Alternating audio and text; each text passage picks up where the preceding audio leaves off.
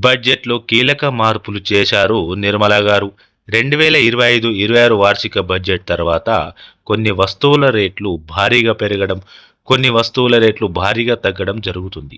లోక్సభలో బడ్జెట్ ప్రవేశపెట్టిన నిర్మలా సీతారామన్ విద్య, వ్యవసాయం దగ్గర నుంచి టెక్నాలజీ రంగాల వరకు అనేక ప్రోత్సాహకాలను అందించారు. అదే సమయంలో మధ్యతరగతితో పాటు వేతన జీవులను గుడ్ న్యూస్ అందించారు. ఈ బడ్జెట్‌లో కొత్తగా ఏ ఏ వస్తువుల ధరలు తగ్గనున్నాయి, వేటి ధరలు పెరగనున్నాయి అనేది ఇప్పుడు మనం తెలుసుకుందాం. ప్రాణాలను కాపాడే 36 రకాల మందులను బేసిక్ కస్టమ్స్ డ్యూటీ నుంచి మినహాయించారు. దీంతో వీటి ధరలు భారీగా తగ్గనున్నాయి. క్యాన్సర్ చికిత్సకు సంబంధించిన 3 ఔషధాలకు కస్టమ్స్ డ్యూటీ నుంచి మినహాయింపు ఇచ్చింది కేంద్రం. ఎలక్ట్రానిక్స్ గ్యాడ్జెట్స్‌లో వినియోగించే ఓపెన్ సేల్స్, ఇతర పరికరాల బేసిక్ కస్టమ్స్ సుంకాన్ని 5% తగ్గించింది.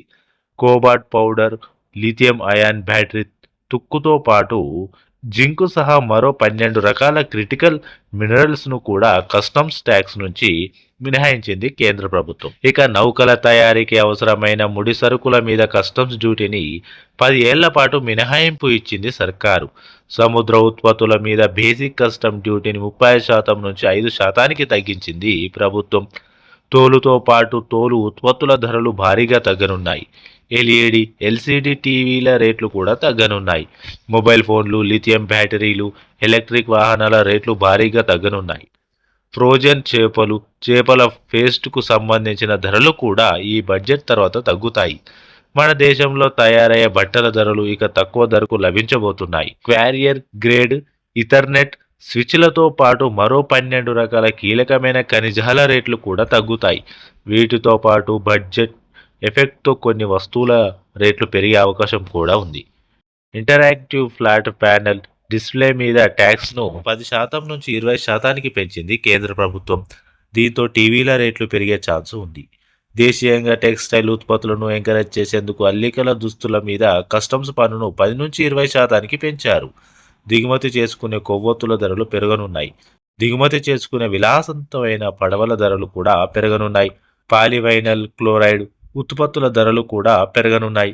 ఇంపోర్టెడ్ చెప్పుల ధరలు కూడా పెరుగుతాయి.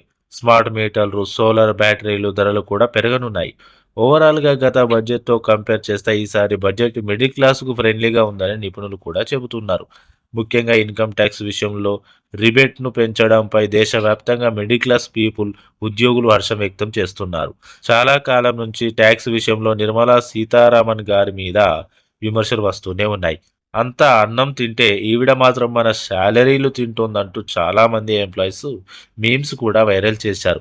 ఇప్పుడు తీసుకువచ్చిన కొత్త స్లాబ్స్‌తో తన హేటర్స్ అందరినీ ఫ్యాన్స్‌గా మార్చుకుంది మన ఫైనాన్స్ మినిస్టర్ గారు.